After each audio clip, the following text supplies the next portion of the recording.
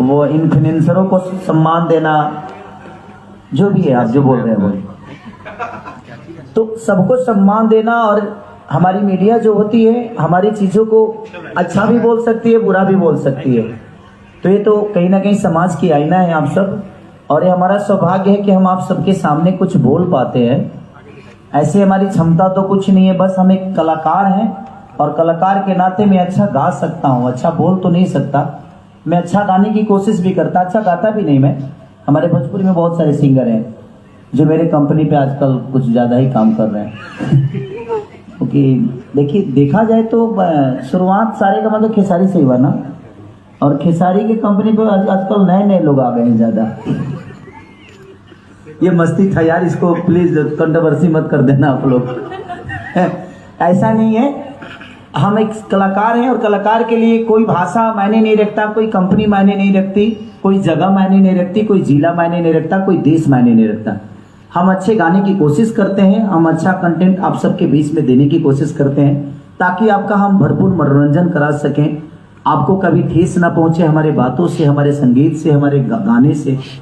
और इसमें सारेगामा का बहुत बड़ा योगदान है कि आज इस लेवल पे सिनेमा का मुहूर्त नहीं हो पाता है। इस मुहूर्त पे ऐसे माहौल में कभी हमने सिनेमा को, इधर मेरा एक सिनेमा आया तो बहुत बढ़िया चला, उसको पे ऊपर हम लोगों ने मैना डोली सजा के रखना, तो उसमें हम लोगों ने मीडिया का सहारा लिया, क्योंकि मीडिया बहुत बड़ी ताकत होती है किसी भी चीज़ के लिए, चाहे वो नेता हो, अभिनेता हो। दुनिया में अगर अपनी बातें रखनी है तो मीडिया सबसे बड़ा जरिया है। आप लाइव आकर कितने लोगों को बता सकते हो, लेकिन मेरे कहने का मतलब कि मीडिया एक ऐसी स्तंभ है, और हम सबको मीडिया का स्वागत करना चाहिए। और मैं मीडिया से भी यही रिक्वेस्ट करूंगा कि आप लोग भोजपुरी के सिर्फ अश्लीलता के बारे में मत पूछा करिए। बिल्कुल सही। जब अच्छाइयों के बारे में पूछिएगा ना, तो शायद हमारे जीवन में सिर्फ अच्छा ही होगा। हम बुराइयों को पूछकर इतना पूछ देते हैं कि दुनिया बुराई के तरफ ही भागती है। जो गाने हम नहीं सुनना चाहते हैं, जो हमारे लोग नहीं सुनना चाहते हैं, जो लोग नहीं जानते हैं, उसको भी हम सर्च करके और उसी गाने के बारे में पूछ पूछ के उस गाने को हम सब्सक्राइब में ला देते हैं, उसको व्यूवर ला देते हैं। तो मैं सबसे रिक्वेस्ट यही करूंगा कि अगर एक बुरा होता है तो 75 अच्छी चीज होते हैं। तो आप लोग अच्छी चीजें पूछिएगा, अच्छे के बारे में पूछिएगा। तो रावण तो एक ही था, लेकिन रामायण भगवान मर्यादा पुरुषोत्तम श्री राम कहलाए तो सिर्फ एक रावण के मारने से नहीं कहलाए। वो उनके जीवन में बहुत सारी रास्ते में घटना घटी, चौपाइयां बहुत है रामायण, खाली रावण का पकड़ के तुलो चलता रहा। तो मैं अपनी मीडिया, जितने भी हमारे मीडिया कर्मी भाई हैं, मैं सबसे यही रिक्वेस्ट करूंगा कि सिर्फ रावण को पकड़ के मत चलिए। रामायण सिर्फ रावण से नहीं थी, उसमें रिश्ते भी दिखाए गए हैं, उसमें बहुत सारी चीजें हैं। अगर हम एक गाना गलत अगर गा देते हैं तो मुझे लगता है कि 40 को तो भजन गाते हैं, तो उस भजन के बारे में भी पूछिएगा तो दुनिया को समझ में आएगी कि नहीं, हमारे भोजपुरी में गंदे चीज नहीं होते हैं। क्योंकि आप जब गंदा पूछते हैं ना, तो पूरी दुनिया और बाकी स्टेट के लोगों के दिमाग में यही होता है कि भोजपुरी में सिर्फ गंदा ही होता है। तो मैं सबसे, आप लोग मेरे गार्जियन स्वरूप हैं, मैं सबसे रिक्वेस्ट यही करूंगा कि किसी भी आर्टिस्ट या कहीं भी किसी से कुछ सवाल करिए तो अच्छाई के बारे में ज्यादा करिए, गंदगी को आप खुद अवॉइड करिए, ताकि गंदा दुनिया ना सुने। आप बोल के सर्च कराते हैं तो अब सारेगामा, और हमारी अर्सिया है, ये भी पंजाब से हैं, तो मिश्रण बहुत ज्यादा है। मतलब 3 स्टेट आपने इंक्लूड कर दिया इस गाने में, पंजाब, बंगाल और भोजपुर। मैं क्या बोला, संगीत के लिए कोई स्टेट मायने नहीं रखता, कोई भाषा मायने नहीं रखता। हमें अगर अच्छा करना आता है तो हम कहीं भी जाकर काम करते हैं। का पाकिस्तान के लोग हिंदुस्तान में काम नहीं करते हैं, करते हैं ना, तो उस कलाकार है। कलाकार की कोई जाति नहीं होती, कलाकार का कोई धर्म नहीं होता, कलाकार का कोई सीमा नहीं होता। और 2 चीजें ऐसी है कि जो क्लियर होती है, एक मीडिया जो निष्पक्ष अपने जीवन में चलाती है दुनिया की खबर, उसके लिए कोई जाति प्रथा नहीं है, और एक कलाकार जो निष्पक्ष अपने कला के बारे में बात करता है और अपने कलाकारी से दुनिया को अपना बनाता है। तो सारेगामा कंपनी में जब भी हम लोग कुछ करते हैं तो हमें एक त्योहार की तरह लगता है। और बंधु 3 दिन, ये गाना बहुत पॉपुलर पहले का गाना है और सारेगामा का कंटेंट था, और मैं इसको गा रहा था एक दिन तो बाबा ने ही बोला, क्योंकि ये जौहरी टाइप की इंसान है, ये जब भी आते हैं तो पहले जब पहली बार मिले थे तो मैं आप लोगों को सच्चाई बता सकता हूँ यहाँ पे, नहीं चलेगा, सच्चाई बता सकता हूँ। बद्री जहाँ पहली बार जब मिले थे ना, तो मैं इनको बहुत अवॉइड कर रहा था।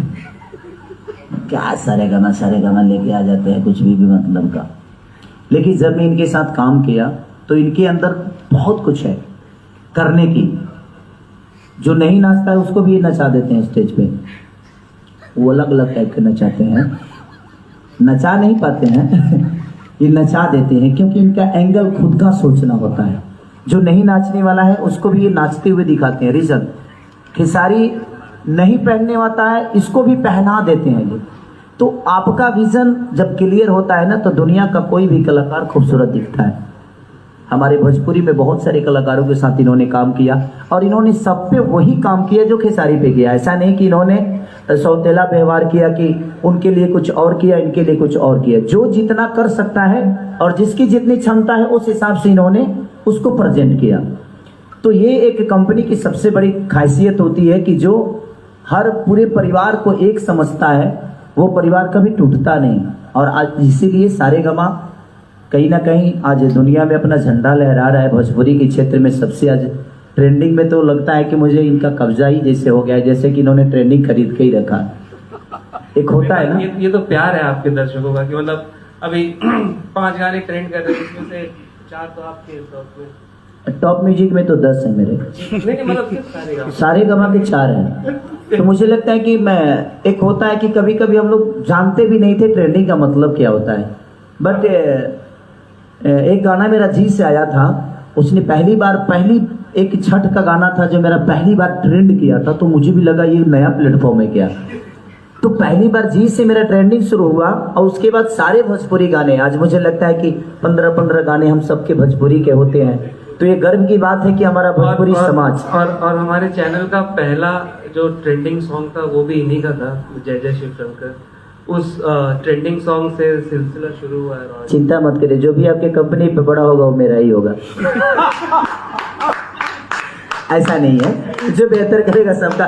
देखिए भाई, मैं कभी कभी मस्ती करता हूँ तो प्लीज यार कंट्रोवर्सी और मत करना यार, नहीं तो मैं बहुत फंस जाता हूँ मतलब कि अपने जुबान की वजह से। क्यों, हाँ थोड़ा सा टेढ़ा टाइप का हूँ मैं। तो आशीष जी आपको आपके पास भी है, थोड़ा सा बोल लीजिए ना, तो लोग बोलेंगे तो आशीष जी के साथ हम लोगों ने फर्स्ट टाइम काम किया है। तो इनका पहला गाना आया था नथुनिया, जो कि हमने रात में शूट किया था और दिन में हम लोगों ने 3 दिन शूट किया था। मतलब आई थिंक मई जून था। गर्मी इतना ज्यादा था। तो आपका एक्सपीरियंस कैसा था हम लोगों के साथ, मतलब ये जो पहला गाना आपने शूट किया, टेक्निकली आपका पहला गाना है हमारे साथ। तो सबसे पहले आई एम सो सॉरी, मेरा गला थोड़ा सा खराब है। अब मैं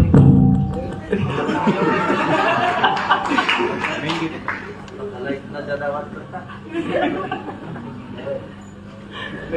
सो या मुझे काम करके काफ़ी अच्छा लगा, क्योंकि ये मेरा फर्स्ट टाइम था कि सारी सर के साथ जो मैंने काम किया है। एंड सारेगामापा हम भोजपुरी। यार खेसारी मत बोला करो, बेबी बोला करो मुझे।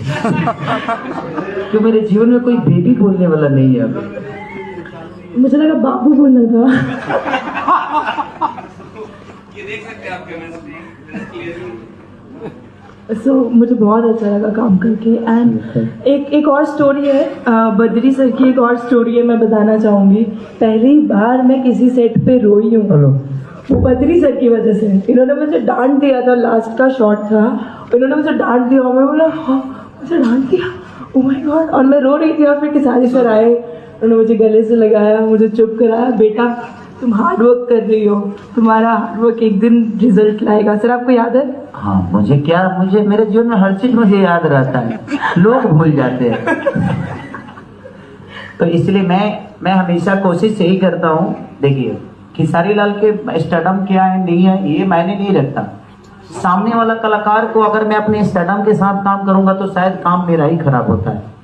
इसीलिए मैं कभी भी जीवन में जो भी आर्टिस्ट होता है वो कम वर्क करे या ज्यादा करे, कोशिश यही करता हूँ कि वो मेरे दोस्त की तरह रहे। और इसीलिए मैं उसको पहले फ्री करता हूँ, बातें करता हूँ, हंसी मस्ती करता हूँ, ताकि उसको ये ना लगे कि खेसारी, इसके दिमाग में ये लगना चाहिए कि दिस इज चिरकुट।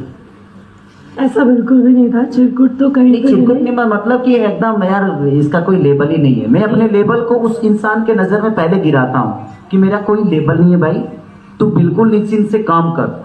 लेबल जो होगा वो अपने पर्दे पे हो सकता है क्या नहीं, बट मैं उसके नजर में पहले अपने लेबल को गिराता हूँ, सर, उसके बाद उसके साथ काम आई करता थिंक हूँ। सर में एटीट्यूड नहीं है, दैट सर बताना चाह रहे हैं। सर एटीट्यूड नहीं दिखाते कि आई एम स्टार, कि मेरे पास बहुत ज़्यादा फैन फॉलोइंग है, मेरे आगे पीछे लड़कियां घूमती हैं, लड़के घूमते नहीं, हैं, लड़कियां कहाँ ऐसा नहीं घूमती हैं? दिखाते, बहुत घूमती है यही तो सर। प्रॉब्लम है मेरे अंदर। नहीं, मुझे इतने डीएम्स आते हैं, मेरे लिए कम आते हैं, सर के लिए इतने डीएम्स आते हैं कि लोग पूछते रहते हैं प्लीज़ कि सारी सर को बोलिए, उनके बहुत बड़े फैन हैं। और मेरा गाना जो नथनिया भी था, जो मैंने सारेगामापा हम भोजपुरी से किया था, मेरा एक दो first- नंबर दे दो यार मेरे को भी, ताकि मैं भी बात करते रहूंगा।